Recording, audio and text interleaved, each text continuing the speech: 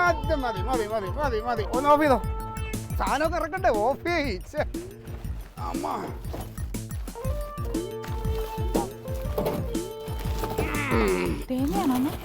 എനിക്കൊന്നും മനസ്സിലാവുന്നില്ല. കുടുംബമൊക്കെ ആയ അല്ലേ? കണ്ട കുടുംബമൊക്കെ ആയി കഴിഞ്ഞാലേ വേറെ ബുദ്ധിമുട്ടുകളെ. ബുദ്ധിമുട്ട് എന്ത്? അതൊന്നും വേണ്ട, വെച്ചാലേ. ഹേയ്, എന്തായാലും പെട്രോളിനൊക്കെ ദിവസം വില കൂടി കുറഞ്ഞ് നിൽക്കുകയല്ലേ. അതുപോലെയാണ് എൻ്റെ കയ്യിൽ പൈസ വരണതും. ഇന്ന് വരും, നാളെ വരില്ല, ഒരു മറ്റന്നാൾ വരും. അതുകൊണ്ട് എപ്പോഴും നമ്മൾ തമ്മിൽ കാണൂല്ലേ? ഇരിക്കട്ടെ, ഒന്നും സംഭവിക്കില്ല. ഇടയ്ക്ക് എവിടെയെങ്കിലും വെച്ച് കാണാം കേട്ടാ.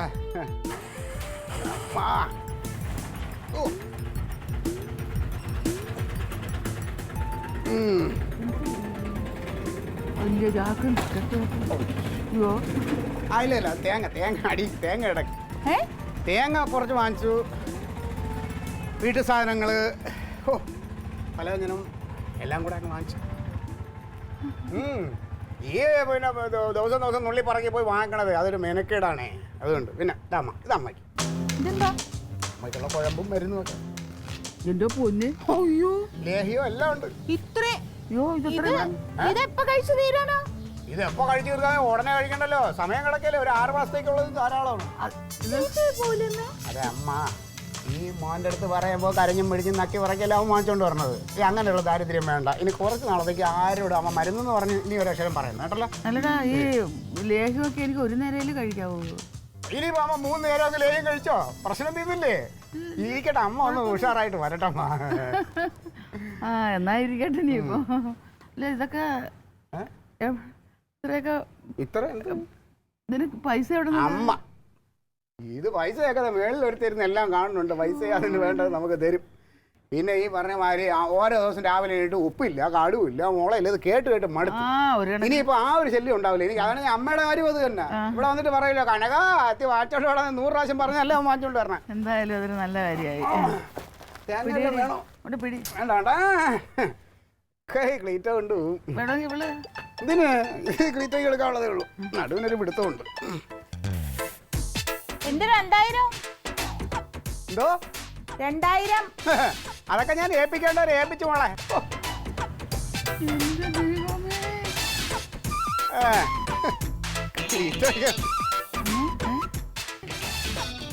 എവിടെന്നടി? സത്യം പറയാൻ എനിക്ക് പേടിയുണ്ട് കേട്ടോ. അവന്റെ സ്വഭാവം. പാർട്ടിയിൽ നിന്ന് അവന് ശമ്പളം കിട്ടുമോ? പിന്നെ ആകെ 10 പേരുള്ള പാർട്ടിയിലെ ഇനി ശമ്പളം പൊമ്മയിടുന്നു. പക്ഷെ ഒരു കാര്യമുണ്ട്, അവൻ്റെ കയ്യിൽ കാശ് കിട്ടിയ ദാരിദ്ര്യമില്ല, ഇഷ്ടം പോലെ ചെലവാക്കിക്കൊള്ളും. ആ ഒരു അല്ല, സത്യമാണ് ഞാൻ പറയുന്നത്.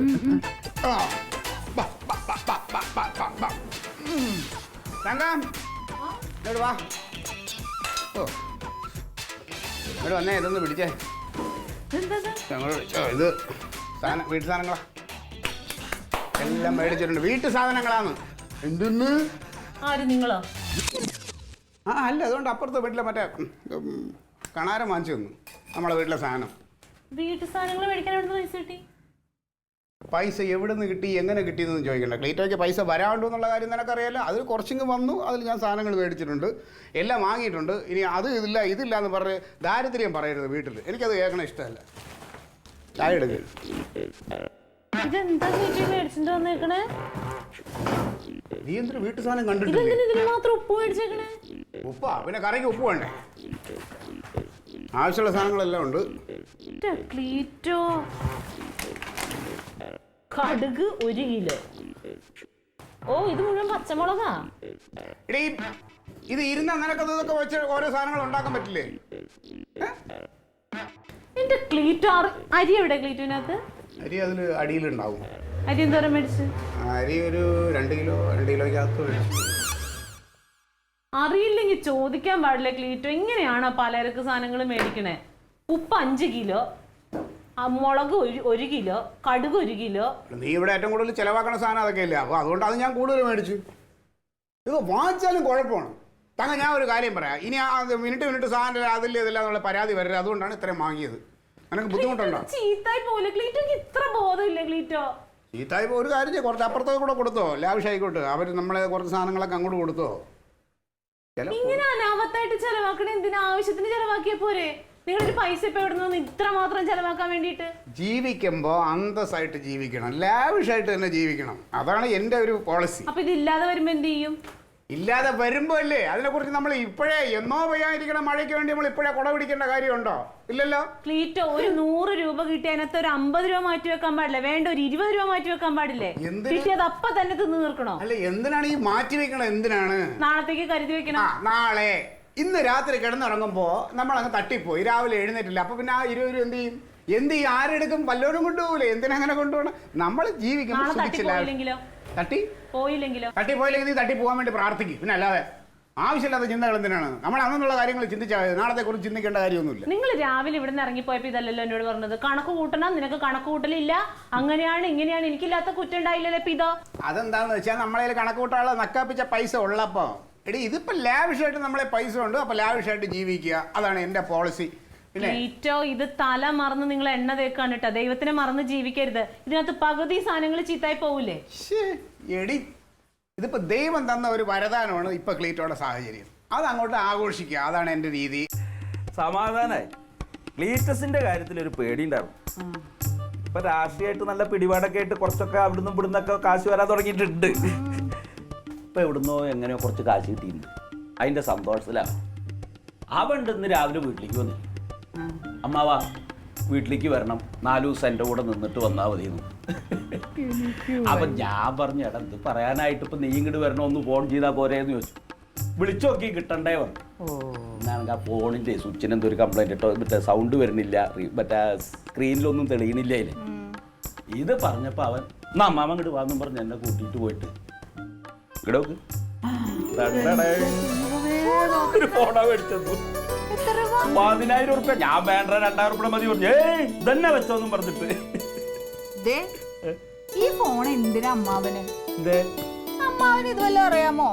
അതൊക്കെ പഠിക്കാലോ നമുക്ക്. ഈ ഫേസ്ബുക്ക് ഇങ്ങനെ നോക്കാം, വാട്സപ്പിൽ ഇങ്ങനെ പലത് അങ്ങോട്ട് ഇങ്ങോട്ടൊക്കെ വിടാം. ചേട്ടാ അത് നിനക്കറിയാമോ അതൊക്കെ ചെയ്യാൻ? ഇതൊക്കെ ഇപ്പൊ എല്ലാവരും അറിഞ്ഞിട്ടാണോ? പഠിച്ചൂടെ? അമ്മാവാ ഈ വയസ്സാം കാലത്ത് ഇതിന്റെ ആവശ്യമില്ല. ബുദ്ധി ഉണ്ടെങ്കിൽ എപ്പോഴും പഠിക്കാം. എന്റെ വീടിന്റെ അവിടെ 5 വയസ്സായ കുട്ടിയാ ഫോണിൽ കണ്ട അത്ഭുതമായി ഞാൻ. 5 വയസ്സായ പിള്ളേർ അത് ചെയ്യും. വയസ്സുകാലത്ത് നിന്നെ കൊണ്ട് നടക്കുമെന്ന് എനിക്ക് തോന്നുന്നൊന്നുമില്ല. ഇത് വെറുതെ ബോറടിച്ചു. ഇപ്പൊ ഇതിലാ ഫേസ്ബുക്ക് ഇങ്ങോട്ട് തുറന്നു കഴിഞ്ഞാണല്ലോ 3 ദിവസം വേണമെങ്കിൽ ഇരിക്കാം, സമയം പോണത് അറിയില്ല. അപ്പൊ ഈ ഫോൺ എടുത്തോ, എന്നിട്ട് ഈ ഫോൺ അത് വേണ്ട അടുത്ത അമ്മാവ സ്നേഹം കൊണ്ട് ഫോൺ ഇടാ. ഞാൻ പറയട്ടെ, അതെ ഒരാൾ അറിഞ്ഞു തന്ന സാധനേ അത് വേറെ ആൾക്ക് കൊടുക്കാൻ പാടില്ല.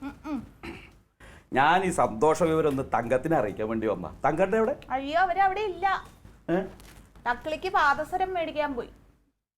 അപ്പൊ അവൾക്കല്ലേ കഴിഞ്ഞ മാസം കനകൻ എന്താ പിറന്നാളിന് മേടിച്ചു കൊടുത്തു പറഞ്ഞ് നല്ല പുതിയൊരു കൊലുസ് കണ്ട്. ഇപ്പൊ അതിന് ചന്തം പോരാ.